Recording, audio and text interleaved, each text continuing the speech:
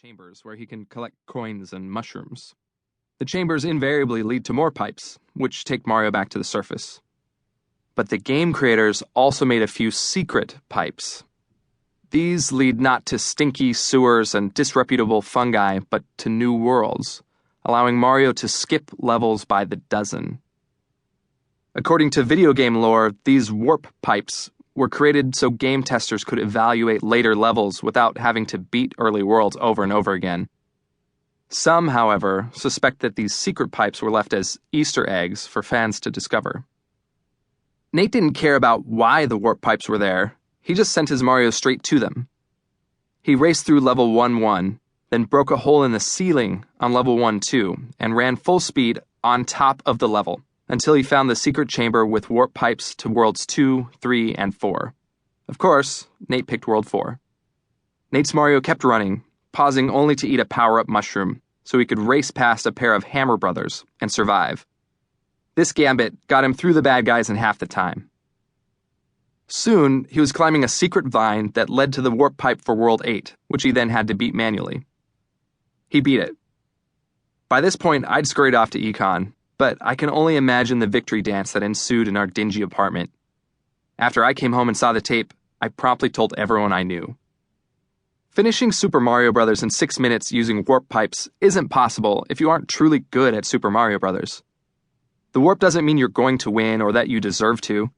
It just means that you don't have to slog through stages that you already know you can beat. This is not a book about video games, or the ensuing drama after Nate's record was sought and overtaken over the next few years. This is a book about warp pipes in real life. It took the oil tycoon John D. Rockefeller 46 years to make $1 billion.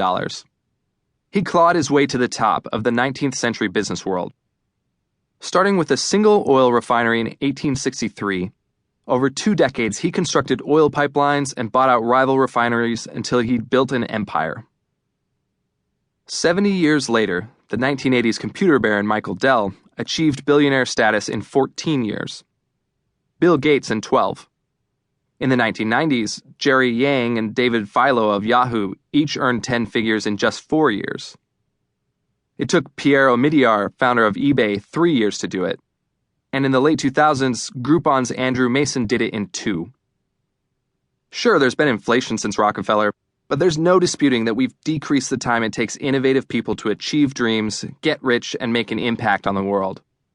And this has largely been due to technology and communication.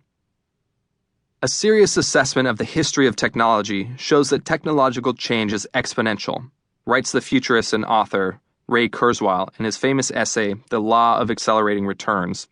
So we won't experience 100 years of progress in the 21st century. It will be more like 20,000 years of progress at today's rate.